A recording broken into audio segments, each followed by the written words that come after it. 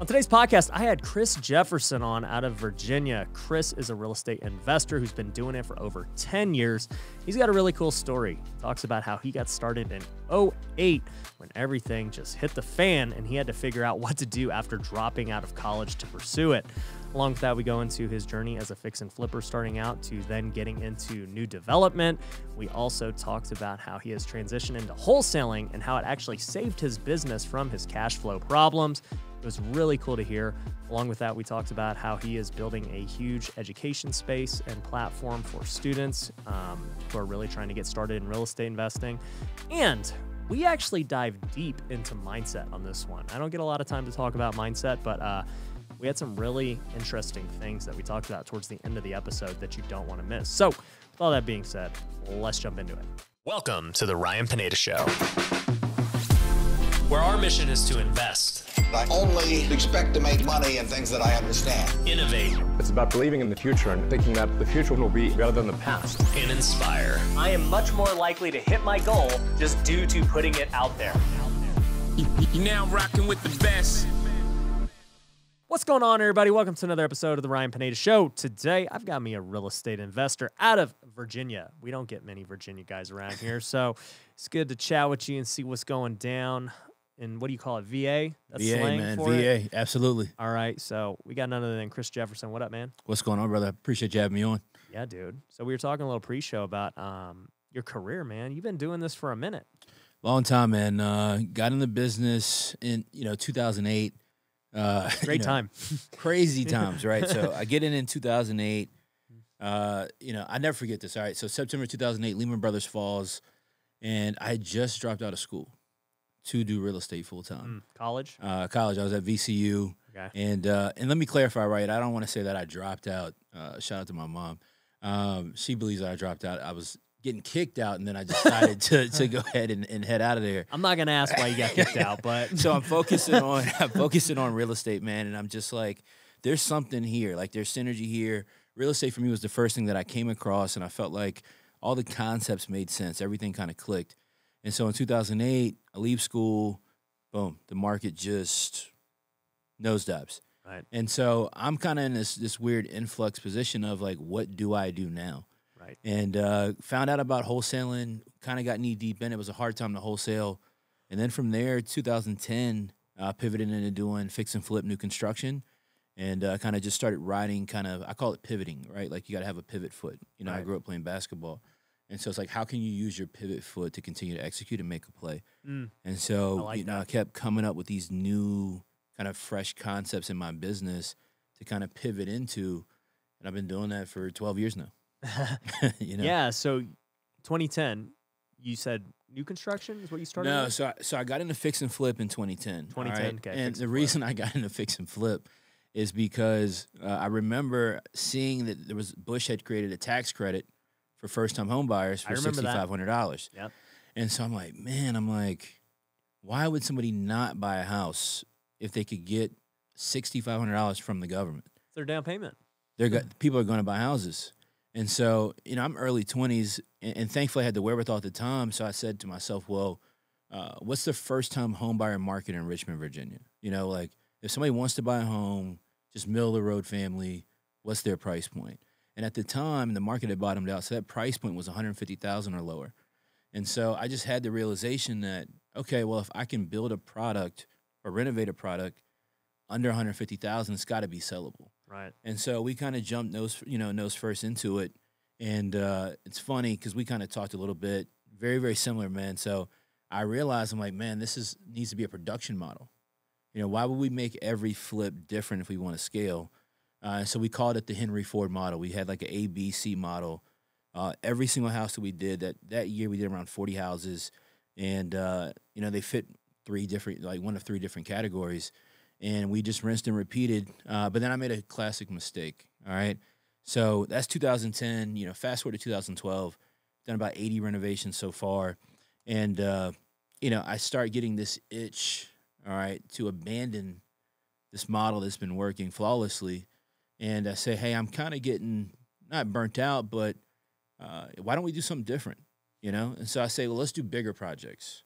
Let's do custom projects. Let's build houses. Let's find renovations where each one is unique. Let's hire a design team. And we kind of started going knee deep into that. And so I started building houses in 2013 and kind of started progressing from there. Nice. How'd that go? So it was cool, man. So, well, it was cool till it wasn't. All right. How about that? So, so look, 2013, I get into fix and flip. I'm sorry, not fix and flip, new construction. And the reason I got into it is I bought a house that was falling down. And I'm sure you're probably a real estate junkie like I am. You know, the house looked fine from the inside. I'd never been inside the house. So from outside, it was perfectly fine. Go in the house, it's caving in. My contractor's looking at me like, bro, this isn't the one. Like, you need to just tear this down, build a new house. And for me, I'd never built a house before. Right. And I had this misconception that I didn't know how to build it. And he's like, look, you've been doing full gut renovations. Like, it's not that complicated. You're missing footings of foundation and framing. Aside from that, it's essentially the same product. Like, it's the same thing. So I kind of, got into that. We did a ton of new construction houses, continued to fix and flip. And then kind of fast forwarding a lot, in 2017, I started running into a ton of cash flow issues, right? And I ran into those issues because we had scaled, so far, kind of so big, and kind of putting this operation together. But I hadn't taken the time to kind of really back into some fundamentals. Like one thing I say is like when you're making a lot of money in business, it can hide a lot of flaws that you have in your business as well. Yep. And so when we started to kind of get compression in terms of cash flow, kind of had to, reorganize the business, look at different things and, again, pivot, right? It's like, all right, how can we use this pivot foot? And that's how I ended up back in wholesaling, doing a ton of wholesaling. Just to make cash flow for the business. Yeah, man. So my burn rate literally was $200,000 a month. So I had to make $200,000 a month before I could make. And in development, it's not like you're just selling stuff every day. Like it takes a long time to get paid. Doesn't work that way, right? And so, another mistake I made is I didn't focus enough up front on building out my rental portfolio. I waited to do that until much later kind of in the business. And so I didn't have that back-end support that a lot of people have that, you get from a rental business is bringing in cash flow every month. Because like you just said, when you're doing development and you're building houses, you're as good as your last deal. Yep. Right? If something's not closing, you don't got rev coming in, but you still have teams to pay. You still have contractors that have to get paid out. You've got mortgage payments that still need to be made. So I had to kind of make those type of adjustments for sure. Yeah. So you start wholesaling. And you hadn't really even wholesaled before. You were fixing and flipping. You were Correct. Developing. How'd that go? Man, so it's interesting. All right. So when I started out, wholesaling was, for lack of better words, wholesaling was a grunt work business. Yep. So this is 2008. This is the time of like Friday nights, not going out with your friends. You're licking stamps, stuffing envelopes, writing letters. Putting out your bandit signs. Yeah, putting out bandit signs on Friday night, trying to run away from code enforcement. So fast forward to 2017, one thing I had never stopped doing was creating my own inventory, right? We don't buy from agents. We create our own inventory. So we already had direct-to-seller marketing systems in place, right? We had never, stopped doing that. If anything, it was my ego, right? We're rolling. We're doing, all these deals. So all this stuff that's coming in, all this deal flow that's coming in, I'm only keeping what I want to personally buy. Right. Doesn't fit that box, I have no interest in it. Trash it. Trash it.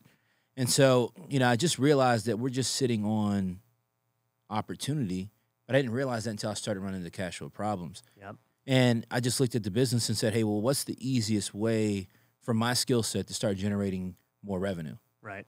And it was 110% was wholesaling. So I jumped back into it.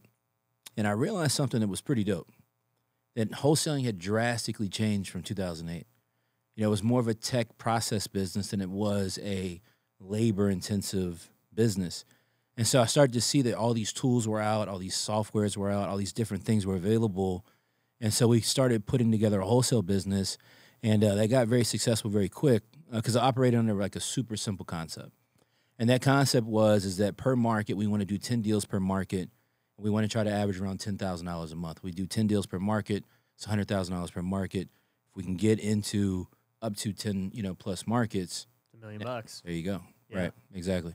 So it's funny because I tell people people be like, hey, is the market too competitive now? Is it oversaturated? And I'll be like, guys, this is the easiest market I've ever seen in my entire life. Like, you can make a mistake and you're still okay. Right. Like, when I got started in 2010 as a realtor, all these softwares didn't exist. There wasn't YouTube, everyone telling you exactly what to do how to step do by it. step. Like, Right. it just didn't exist. And even when I started flipping in 2015, it was the same thing. I was in the dark. I was like, man, okay, there's bigger pockets, and that's it. Right. And, you know, thankfully, bigger pockets existed and gave me at least enough tools to get started. And, you know, fast forward today, 2022, dude, you have no excuse for not figuring out how to do it. None at all. It's as easy as possible. There's more money than ever. The market's as hot as ever. It's easier to find buyers than ever. Like, just find a deal. Right, man. It's funny you say that. You know, I've had the blessing in the last 2 years to have over 2,000 students, and what that gives you is data. Yeah. And I work with a lot of people that are brand new, or they're doing, you know, a deal here and there, and they want to kind of get a consistent wholesale business. And what I notice is exactly what you just said, is that a majority of people's issue is not understanding how to wholesale, or not understanding what tools to use, or how to do this, or how to do that. It's really honestly simply mindset. You know, a lot of people are their own barriers to the success they want to have, you know, in the business. And once people kind of grasp that concept and understand, hey, you know, I really kind of need to navigate forward in this business and have a better mentality of how I approach it, you know, that's when you kind of really start to see breakthroughs in the business for sure. Yeah. No, 100%, man. So, you know, you start wholesaling, fixes the cash flow issues. Like, what's your wholesale company look like today? Yeah, so like right now we do about 10 to 20 deals a month, and that's pretty comfortable for me. I'm in this, you know, this space of trying to have more impact, you know, trying to be more of service. I got challenged back in 2019. You know, people kept telling me to you know, teach and help, and to be quite frank, man, it just wasn't something I had any interest in whatsoever. Right. You know, I was kind of a hardcore real estate guy on job sites all day, every day. A friend in town, we went out, had a drink and a cigar, and he asked me point blank, "Hey, when are you going to teach more people?"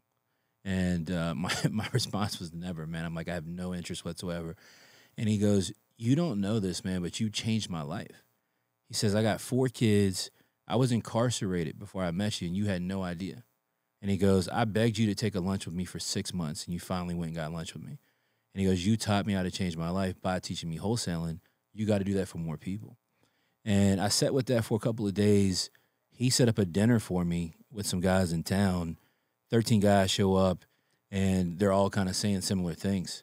And I just kind of felt a motivation at that time to really, you know, see how I could kind of serve and kind of share my story, man, because the first person through the door gets shot. That's something I say all the time. I've been in business for 12 years. I've taken all these hits. I've dealt with all these problems, the cash flow stuff, and, you know, I call it being on the other side of the V, right? You know, dealing with lawsuits and different things. And so when you work through that, you know, you have to also accept the fact that you could be of service by teaching somebody else how to avoid the same things. Yeah.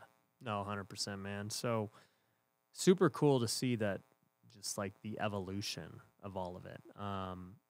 And, you know, to hear you doing that with wholesale, you said you got how many developments going on right now too? So it's funny, man. We're building 36 houses in the city of Richmond right now. Yeah. With a nonprofit in Richmond. Now, but to be clear, like, my model has changed a lot, right? So we're building and renovating a lot of houses, but I don't have my hand in the day-to-day operation like I did, you know, 6 years ago. Right. Man, so what do you do all day, dude? Like, what's the typical day look like? Nah, it's a fair question. It's a fair question. So my typical day outside of my coaching business is really kind of surrounded by looking at deals. Yeah. I'm kind of a deal junkie. I underwrite, you know, sometimes a lot of our deals still, they kind of come into the business. I'm just focused right now on managing and growing my business. You know, I brought in an operations manager about a year and a half ago. Greatest decision I've, you know, kind of really ever made when it came to my business, because it took me a little bit longer to realize, you know, I kind of had to pull myself out. So right now we're just paving our way into these new markets. You know, right now we're in 11 markets. The goal is to get that to 20 by the end of this year. And I think we're on track to be able to kind of do that and do it at a really strong basis. So, you know, that's kind of my day-to-day. It's like analyzing new markets, looking at our current inventory. And then, you know, I've got my coaching business as well, so I spend a lot of time on that. But primarily it's just in, you know, kind of facilitating and helping my team grow and have success. Yeah, no, that's super dope, dude. I think, you know, having all this experience and just going through everything you've gone through, I agree with your friend, whoever it was, man. Good on him for pushing you to get out there and share it. I was very much in a similar boat where I never wanted to teach. Right. I was busy building my business, and I remember I just kept having so many people like, how do you flip houses? How are you doing it? And I was like, fine, I'll just write a book. Like, that was my solution. It was a far harder solution, actually. I was like, I literally went there and wrote Flip Your Future. And no experience writing a book, no idea how to publish. I'm like, dude, I'll just give them the book and like, that's it. Right. And so that was it. And then they're like, we need more. And I was like, okay, I'm going to film a course. So I filmed a course and I'm like, here's the course, take it. And people were like, how much to coach? I'm like, no coaching. I don't want to coach. And the big thing was in my mind, I thought that to coach, you had to do one-on-one, and that was the only way to coach. Yeah. And I was just like, there's no way. I don't care if you pay me any amount of money. I just don't want to do it, period. Like, the thought of, like, filling my day with, like, a one-on-one after one-on-one was just not for me. So eventually, I found other people who showed me a different way, and they said, dude, you can coach as much as or as little as you want. Like, you could build a business around multiple ways, but you could still create a lot of impact. And so, I realized, we could do so much with group coaching, and by me training other coaches and by me creating content like this, like, I could have impact on the masses and still get to do what I want, right? Because I guess what I've realized over my years of business is I'm not good at holding people accountable. And I think that's what a good coach does, is they hold, their people accountable. And that's why we have accountability coaches. But let me tell you, I ain't one of them, because it's funny, man. You say that, right? Like, you played sports. I played sports growing up, and, I've always been super competitive by nature. But one thing I've always respected is coaching. And, my coaches growing up, man, have had, insane impact on me, and just different conversations. And so, like, when I hear you say that, coaching is accountability, I like that phrase a lot, right? Because that's really what it is. Yeah. It's the accountability to get better. Right. Accountability to continue to push yourself, accountability to, understand and learn, that kind of thing, man. So, it's, just how can you hold yourself accountable with a coach or as a coach, I think is an incredibly great point for sure. Yeah, I think when I look at sports, man, and that was my first time really using coaches, right? And I didn't get a real estate coach or a business coach for a long time because I just, for whatever reason, didn't think I needed one. I was just like, oh, I can learn everything for free. That was stupid. Right. But as I thought about it in sports, it was like, okay, I hired these good coaches to teach me first the fundamentals, right? Like, help me understand what a good swing looks like, how I'm supposed to throw the ball, how I should field. And then, you learn the fundamentals. And then what happens next is you have the accountability portion. Like, okay, dude, I know you don't want to do this, but you got to do these drills every single day. Right, you have to eat the same thing every day. You got to work out the same way every day. And so having someone to push you on a daily, weekly basis is like what gets you through that next phase. But then another thing happens is you start reaching new levels in sports, right? Sure. Where what you used to do don't work. And so now you're like, okay, I'm stronger now. I'm better, but everyone else around me is better too. So how do I beat them this time? And so you start making adjustments. And that's what a good coach does is they help you make adjustments as you develop as a person. And so like I learned this through sport. And then guess what too? A lot of times you don't realize it, but you start developing bad habits. Just it happens without you noticing. And a good coach can see it from the outside and say, dude, what are you doing? Right. Like, look at the video. It's way different. And I started to think about this concept in real estate and business of like, okay, I definitely need someone to teach me the fundamentals. I need somebody to help me execute them on a daily basis. And then I need somebody that's going to tell me when I get off track. Right. It's crazy, man. No, for sure. Yeah, it's coaching is, as somebody who played a sport, coaching becomes it's a lost art, I think. I think, a long time ago, it was an art form that people kind of truly appreciated. Now it's for me as a coach and teaching people the business, the accountability, I keep going back to that, but the accountability, sometimes it's tough love. Yeah. Sometimes it's tough conversations. And most importantly, it's always being authentic and telling the truth. And so for me, it's just always, again, first person through the door is the one that gets hit. When I'm talking with people, it's how can I educate them from the perspective of, understanding like you flipped a lot of houses, I flipped a lot of houses. conversation I had recently with the student, for example, was he's like, he's got a very successful wholesale business, you know? And he goes, hey, I wanna flip a house. You know, I want to flip a house. I want to know the process. I want to, you know, deal with the subs. I want to do all these different things. And I challenged him. I'm like, why? I'm like, well, why? Like, why do you really want to do that? I think a lot of people that get into wholesaling, for example, they have a mentality that there's these required stepping stones, you know, or processes, like we just said a few minutes ago. Yep. The way the business works now is much different than it was before. The biggest piece being that it's so much more scalable now when it comes to wholesaling than it was in 2008, 2010. And, you know, my advice was to him, like, challenge yourself to get a wholesale business to $100,000 a month. Right. Like, do you know how hard it is to make $100,000 net a month flipping houses? You're doing some serious work, right? Yeah. But you can do that wholesaling in kind of an easier way. And so just kind of helping people kind of get that perspective, I think is beneficial, because being capitalized as you move into new business opportunities where you're not bootstrapped, right?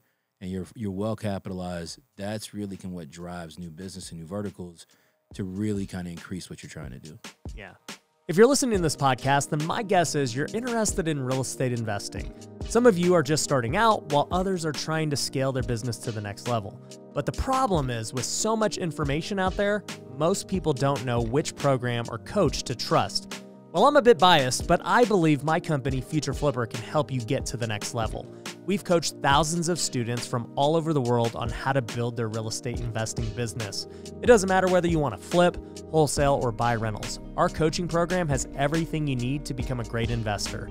There are many things that we include with coaching, but to give you a few examples, you're going to get an accountability coach. These are people that have had success in their own business, and they want to make sure that you achieve success in yours.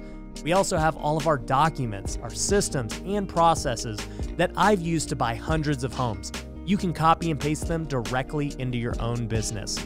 And we have events where you get to meet me, top-level guest speakers, and other students who are crushing it. My students do deals with each other, and I personally do deals with them too. In fact, at a recent event, I just honored over 20 people in our program that made over $1 million in the last year. So if you want to grow your real estate business, head over to futureflipper.com and apply for a call with our team. The call is completely free, and they can help point you in the right direction whether you work with us or not. So go to futureflipper.com and book your call today. For the last year, the real estate market has been on absolute fire. Prices are at all-time highs, interest rates are at all-time lows, and there is more money in the economy than ever. But with so much competition, many investors are sitting on cash, struggling to find great deals. If this sounds like you, then you need to invest with Pineda Capital. With my network and social media following, we get access to the best real estate deals all over the country. And if you're an accredited investor, you can invest with me on those deals. In fact, last year we purchased a 334-unit apartment complex in Georgia for almost $20 million. We expect it to be worth well over $30 million when it's all said and done. Our goal with each deal is to build in so much equity from the beginning that we're able to refinance our investors' cash out and own the properties together with little to no money into the deal. And the best part is, you don't have to do anything. Our team will find the deals, handle the renovations, get them leased, and eventually refinanced or sold. All you have to do is provide the capital. So if you want exclusive access to our deals before they hit the public, go to pinedacapital.com to schedule a call. We can put your money to work today to start getting you great returns. So go to pinedacapital.com now to get access to our deals. No, 100%. So, you know, talking about scale and everything, I mean, at this point, what's the goal? Like, what's you asked me pre-show, like, what's driving you? Like, what's driving you? Yeah, man, what's driving me, honestly, man, it's funny because we identify with this, is making sure that I'm pushing myself to be the best. And whatever I choose to do, and it's not in you know, I say comparison is the thief of joy, so it's not ever in comparison to anybody else, but it's my own internal fight. It's my own internal challenge. You know, how can I push myself on a daily basis to get better? So my goals right now are to really build my wholesale business, build my fix and flip business. You know, I made a lot of adjustments to that business model, right? You know, over the years, and here as of late in the last probably 2 years, we've really gotten into a process and a model that works really effectively for us, for sure. And so just kind of continuing to chase that down. I'm not somebody, man, when I'm setting goals where I'm like, I got to make this amount of money, I got to do this, I got to do that. for me, literally, I write this down on my goal sheet. It's like, I want to make as much money as possible. Whatever God means that to be for me. Right. You know, that's what I personally want, and that's what I'm in pursuit of for sure. I love it, dude. Yeah, I tell people that all the time. You know, at the end of the day, if it, you know, there's like 3 levels to, I don't even know what they call it, but the first level is like, as far as making money goes, providing for yourself, right, and your family, and that's where 90% of people are. They're kind of just in survival mode, just trying to provide every day. Yeah. And, you know, why we teach what we teach is to help people get out of that, right? The next phase is taking care of those around you, your parents, your friends, like whoever, right? Being able to have the resources that your family's provided for. How do you take care of other people around you? Once you reach that, then it becomes what's next? I've got enough money to do all the things I want to do. And then you start thinking about, what do I want, like, my purpose to be on this earth? What do I want my legacy to be? And, you know, people ask me, like, so what drives you? I'm like, well, the first 2 are taken care of. You know, I've got way more than I ever thought I would have. Sure. And now it's like, okay, what's going to drive me to keep starting these businesses and to make content and do these things? And I think, like, the 2 biggest things are, one, creating impact. Like, there's for me, there's no better way to create impact than social media. Sure. Social media, people think is a bad thing for a lot of good reasons, but it's also a good thing if you make it a good thing. So, you know, I don't think there's any better way to help people, for me anyways, than social media. But 2 is just the everyday pursuit of, I don't want to say greatness, but just like finding out what I'm capable of. 100%. And I just think, I don't know, I'm only 32, so I'm like, where can I go? Yeah. And then I don't know. No, it's funny, man. So I'm 35, all right? And I'm like, I have these same thoughts. And it's like, what is the true restriction? There isn't one. No. You know, and it's like, it just, at some point, Your mind is the true there you restriction. go, right? And that's why I say, like, mindset is really everything. Yeah. How hard can I push myself through the mental challenges, through the decision making, through the wins, through the losses? That's why I think sports is so critical, you know, at least for me, and I think a lot of people, is it really teaches you the fundamentals of all these things as you get older. And so I'm really just in this mode of, man, just truly trying to push myself to do great things. And that's not a financial thing. You know, when I say do great things, for me, it's really centered around impact.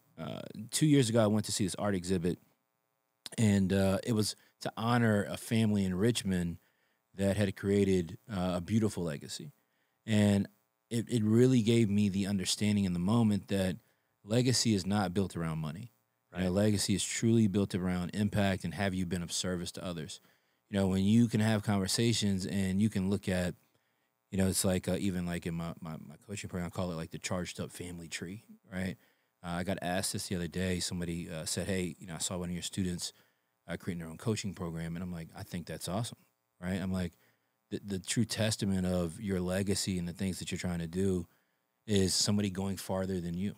Mm-hmm. You know, what better way to show that you've been able to do something and have impact than to teach somebody, and then one day, hopefully, they go past you, or multiple people one day kind of go past you. And so that's just kind of been that motivating factor, you know, kind of on a daily basis. Yeah, I think that's great, but I will say they're going to have a tough time catching up. I'm gonna make it tough on them. Well, if they want to pass me, of course, they better put in that work, because I'm moving quick. Same here, man. So yeah, I mean, I got that competitive edge too, right? So it's like, listen, if you want to catch me, man, I'm gonna push you to your best, right? Yeah. I'm not letting up. I'm doing everything that I can, you know. So you got to rise to the occasion too. Yeah. So I agree with that 110% for sure. Yeah, man. So, I mean, what do you think that the potential looks like? I mean, we're talking hypothetically here, like, hey, every day I want to get better. And that's kind of what we learn from sports, right? Because in sports, you're never good enough, right? Because you're trying to get to the next level, right? Whether you're a high school kid trying to get to college trying to get to pro trying to become an all-star, right? There's always a next level. And so, like, you're kind of hardwired that way in sports, that every day I just got to do something to improve. There's no end. But yet in real estate and business, it seems like everyone kind of has this end. They're like, yeah, once I can get X amount of passive income, I'm good. hey, Man. once I can do, 10 deals a month, I'm good. I'm Right. like, what are you talking about? So, all right. So it's funny you're saying this, man. So, for years, okay, literally 4 years, I've had this number, right? What was the number? 300,000 net a month, right? Uh-huh. And so I'm like, when I get to this number, that's it. Like, what can you do with 600,000 a month that you can't do with 300,000 a month? Nothing. You can do all the same things, right? I don't even know what you could do with 300,000 a month, but go on. fair enough, right? I can't spend that. So I'm like, man, I want to, like, that became a number. I don't even know where it came from. I'm like, that's the number. And, here as of late, and I'd say probably really since the pandemic, man, pandemic changed a lot. It allowed me to get a lot more introspective, spend some time with myself, do some internal learning and some internal building. And I realized that, it's like, wait, am I worshiping money? Like, am I making money the idol. primary driver of everything that I'm doing? Yep. And then if so, what does that, one, say about me, and two, what does it say about my character? And, I started really sitting on that a bit, and I realized that I was kind of really making mistakes in these philosophies of goals. And so that's when I kind of transitioned to, like, I want to impact as many lives as possible. I want to make as much money as I'm supposed to make. Yeah. Right. And I'm not quantifying that by any number. I don't have any type of flashy lifestyle or anything like that. I like investing in cool stuff. I like building cool stuff, and I like having fun, creative things to do.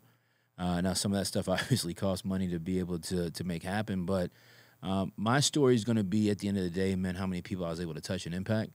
And that's why I've been so kind of entrenched in my, education business. Because the goal, right, since we're talking about goals, is when I set it up, I said to myself, how can I make this for everybody else what I needed somebody to be for me 10 years ago? Right. If I can accomplish that, if I was able to go out here and swing for the fence, right, make all these mistakes, still persevere, yada, yada, yada, I have to bottle that in some way. Right. And I have to speak from these experiences to people so they can then be impacted and they can have the opportunity to not make these same mistakes. Like, I'm African-American, and a lot of my audience, I'm having that conversation of, look, these are clear opportunities to get better. Right. These are clear opportunities to make things happen. Look at life without restriction. And so, that's the goal, man, is to chase that out. I love that, dude. As the world starts to go more digital, you need to be aware of which businesses are going to thrive in the future. One of the obvious ones is e-commerce. In fact, last year, e-commerce sales did over $4 trillion globally, and it's continuing to grow.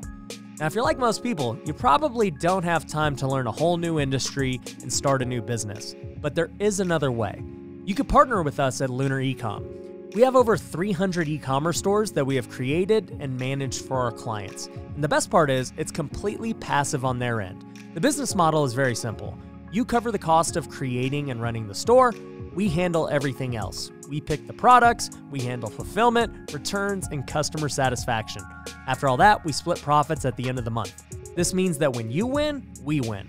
If you want to learn more about how it works, you can watch our case study at lunarecom.com. I believe that the e-commerce space is going to continue to explode as the world goes digital. So make sure you're with the right partner who's going to be ahead of those trends. So go schedule a call with my team today at lunarecom.com if you want to learn about how we can start taking your passive income to the moon. Most people want to get rich at all costs. They make sacrifices with their family, their health, and their faith, all in the pursuit of money without even realizing it. But what if I told you it doesn't have to be that way? What if you could grow your wealth in all areas of life? Well, it's possible, and that's why I created The Wealthy Way. It's a community of people striving to grow together in all areas. And we have multiple tools for you to use that are completely free. You can get access to the Wealthy Way Planner, where you can set goals and hold yourself accountable on a daily basis. We also have our Wealth Builder Academy, which is over 4 hours of content teaching you how to manage your time, create the right goals, and all the biggest secrets I've used to grow my life, not only in my net worth, but in all aspects. Lastly, we have our Discord community where thousands of wealth builders are all over the world encouraging one another and growing together. And once again, all of this is completely free. There are no upsells, there are no hidden catches. For me, This is a passion project, and I want to build a community of like-minded people. So if you want to start living the wealthy way today, go to wealthyway.com. There you can get all the free resources like the course, planner, and Discord community. So go to wealthyway.com. You know, I have this thing called, well, I didn't invent it. It's from what's the book called? The Road Less Stupid. It's called Think Time. And Think Time is something I use to do internal reflecting. And essentially what you do is you set a certain amount of time, could be 20 minutes, could be 30 minutes, an hour, whatever you want to do, right? You go and get a notebook. Don't use your phone because you'll get distracted. And you ask yourself difficult questions. And so you write down a question, right? And for you just said, it might have been, am I worshiping money? Right. And from there, you just start answering it like, you know, well, let's make a list, okay? Does it look like I'm pursuing money in my activities? And then you start writing them down. Like, what does my day-to-day look like? Is that a reflection of the pursuit of money? Or, you know, am I saying one thing, but I'm doing something else? And I've used this for the last 2 years. I have a notebook that's just full of questions that I'm internally reflecting on for myself. And sometimes they're for my business too, and just different problems we're having. And I say, okay, you know, here's the problem. How can I solve this? And I'll just start writing every solution that could be an answer. And so many of my things that I've created have come from that, just taking the time to sit there and reflect and think. And I think most people never do that, like, period. 100%. Most people, when they have downtime, they just decide to go watch TV. Right. To go on social media. To go just fill it with content or something, right? And that's the wrong thing. I spend so much time by myself, like, just thinking, probably more than, I don't know, you might call me a monk or something, but I sit there and I think, and I'm like, huh. And then I just get, like, good ideas. Well, that's where the answers are, man. I hired a meditation coach probably 3 years ago, and didn't take it really serious in the beginning, didn't practice the way that I should have. So now I meditate twice a day, and I do transcendental meditation, so silent meditation, and it gives me space to think. You know, we're running businesses and trying to perform every day at a very, very high level. And, you know, your brain can get clogged, man. You can have a lot going on. You know, still time and self-reflection is super important. Had a conversation with a guy one day, and he says, hey, I talk to myself in the mirror. And I'm kind of like, yeah, okay. That's weird. Yeah. And he's like, no, he's like, seriously, man. He's like, I talk to myself every day in the mirror. And I'm like, okay. I'm like, well, about what, you know? And he's like, listen, man. He says, if you can't confront yourself, what does that mean? Right. And he goes, I talk to myself on a daily basis. It's a checkpoint, you know, where am I at with certain things? Am I holding myself accountable? Where am I falling short in my life, personally, professionally, you know, all these different things.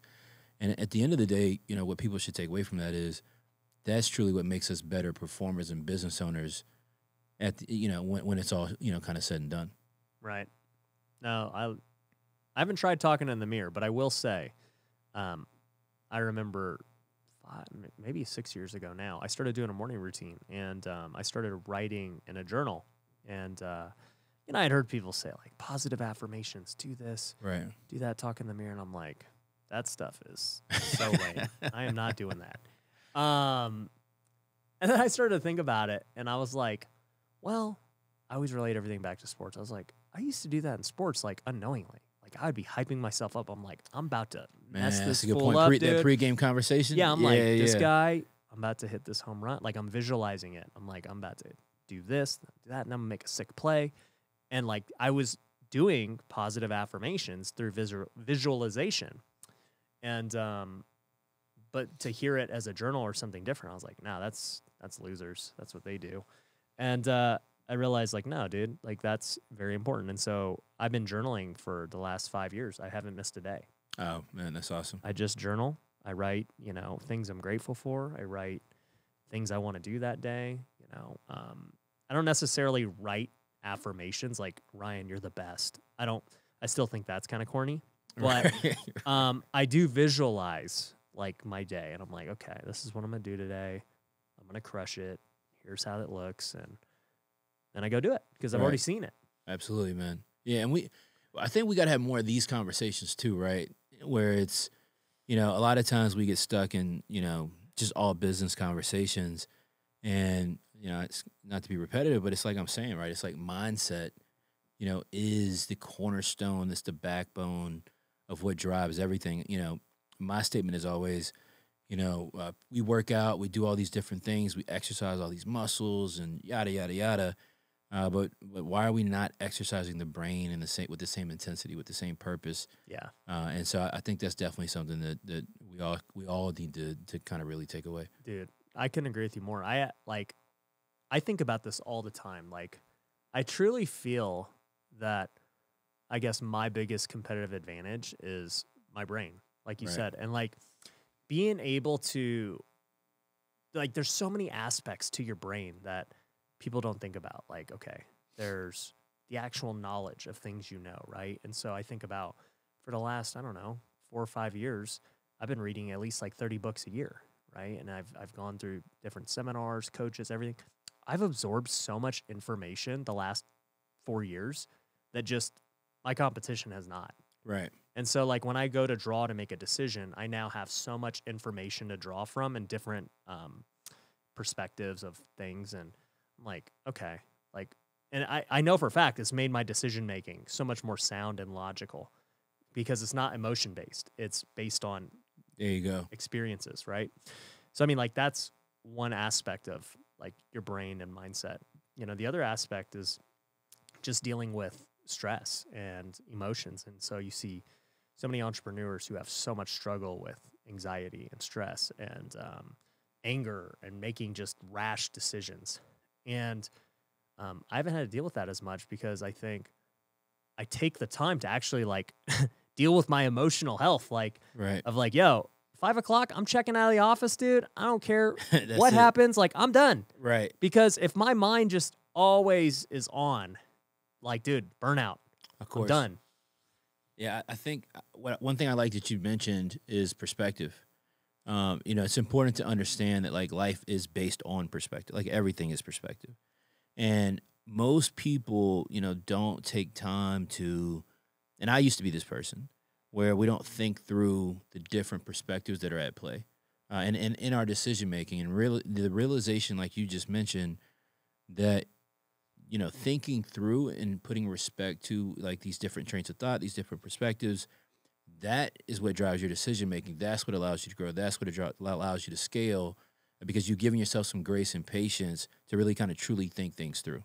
Yeah, no, 100%. So for anyone listening, I would just highly encourage you guys to treat your mind as a muscle, like Chris said, but also, like, take it serious. Take this self-reflection time serious daily. Take your education seriously, because it'll make your decisions so much easier. Like, I'm 32, so I'm still young compared to most business people. So it's like, for me to draw from experience is more difficult because I'm just younger. I haven't gone through Right. things a lot of these guys have gone through. But if I can fast track that by gaining their knowledge through books, through mentorship, whatever, it gives me essentially all these years of wisdom that I didn't really have to actually go through.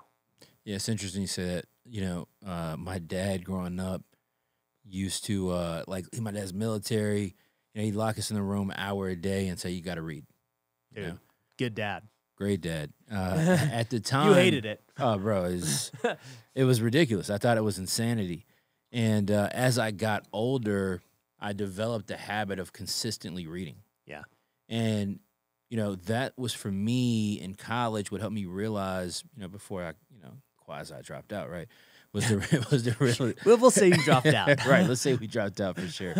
So what happens is I'm constantly self-learning. I'm constantly reading. Yeah. And then you start to have the realization, like, well, wait a second. All this information is stored in these books. Anything that I want to learn, anything that I want to figure out, it's located somewhere. Yep. What's the right text to find for it? Who's the best author that can speak to it? Get it and consume it. It's the same thing. Like, I don't know if you're this way, but YouTube, for example, man, it's like anything that I'm trying to figure out, if I don't know it from the beginning, I'm like, let me YouTube it and see if there's an instruction on YouTube on how to do. Right.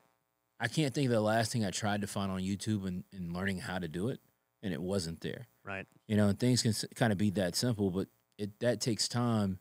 And, you know, I do want to say, I think the people don't spend that time yet, and they haven't gotten to that point of growth in their businesses or personal development, really is what it is because generally speaking, we attach reaching the goal to the monetary outcome. So it's like, all right, have I made money from this or not? Mm-hmm. I'm doing this. Is it going to return me back $1 or is it not going to? And these are the little things, you know, the reading the books, the journaling, the talking to yourself in the mirror, if that's your thing. You know, all things, by the way, that I also thought were corny at one point as well. You know, that's where you kind of draw your personal line in the sand. That's the extra work. You know, if you're somebody that's working a full-time job and, you know, you're watching clips on YouTube, you're in these Facebook groups or coaching programs, whatever the case might be.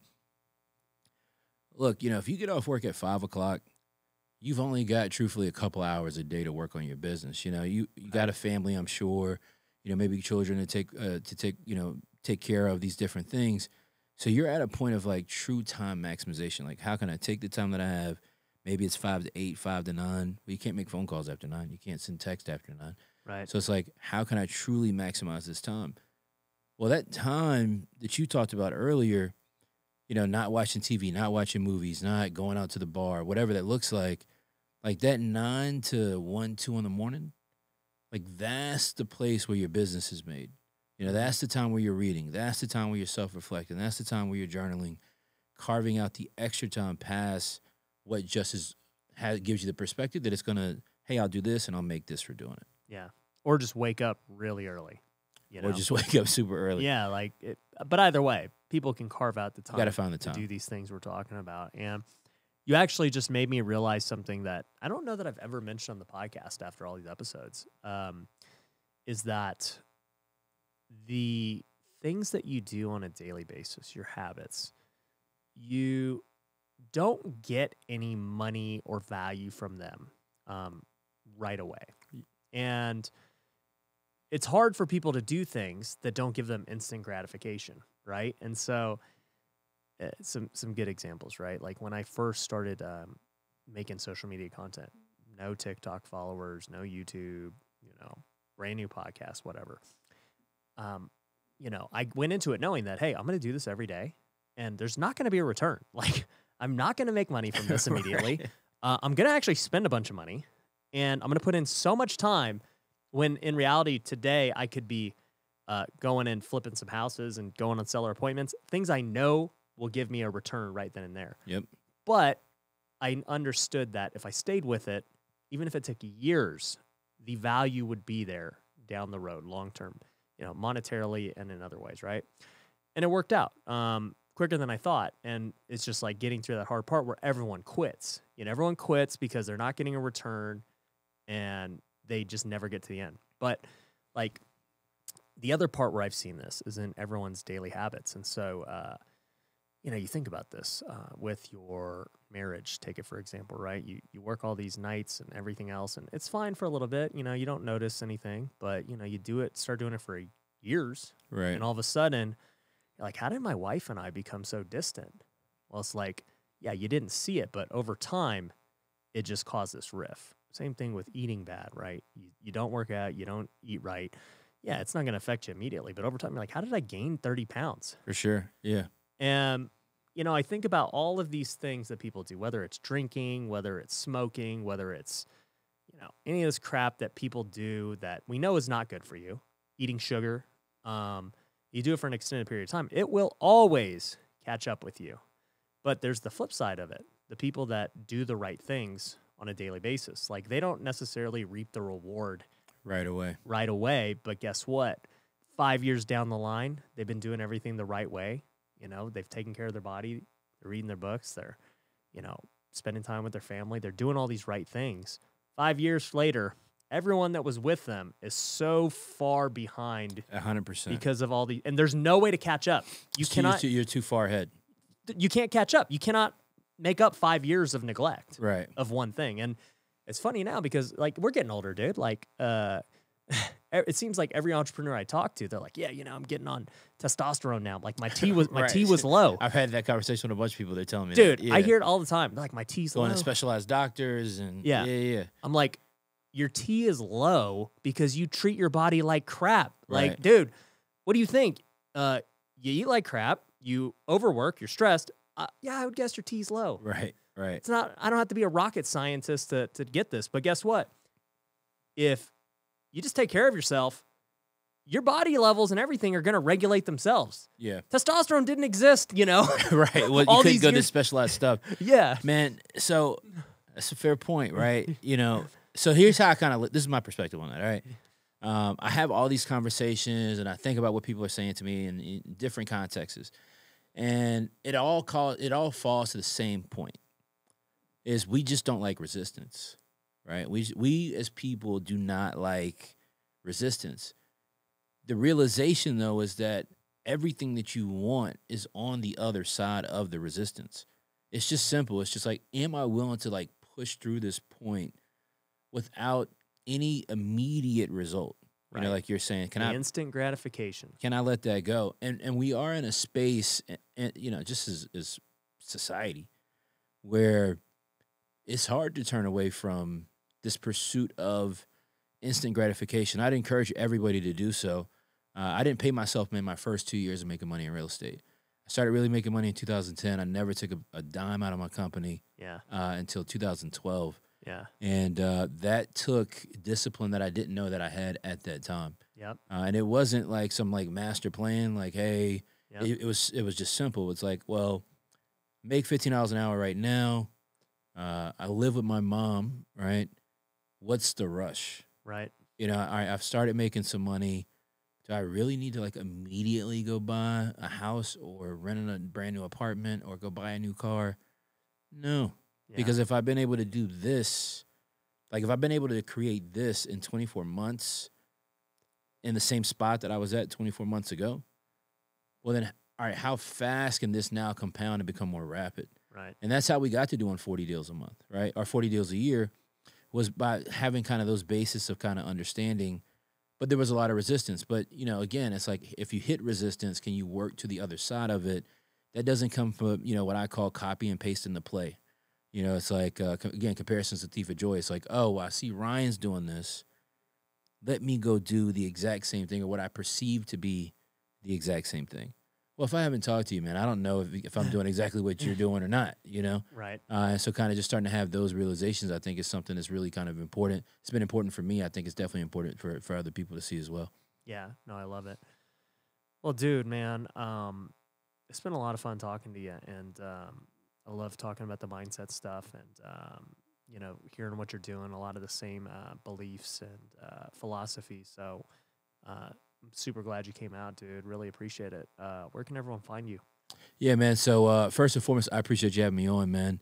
I think you're doing beautiful things in the industry. I think you're impacting a lot of people. So I definitely appreciate that. To find me, man, you can check me out on Instagram. It's the best place, at the Chris Jefferson on Instagram. Shoot me a DM, man. If I try to answer my DMs, I'm not the best, all right, at getting back right away. But shoot me a message. I'll be happy to tap in with you and communicate and kind of see what you got going on. And my encouragement, man, for everybody is just continue to press forward, continue to chase your dreams, and make things happen. I love it, bro. Make sure you guys go follow Chris, show him some love, and if you got value out of this podcast, definitely subscribe. We'll catch you on the next one. Peace. Thanks for watching The Ryan Pineda Show. If you want to work with me, head over to ryanpineda.com. You can find my courses, coaching programs, and upcoming events. We also have free resources you can download, so head over to ryanpineda.com.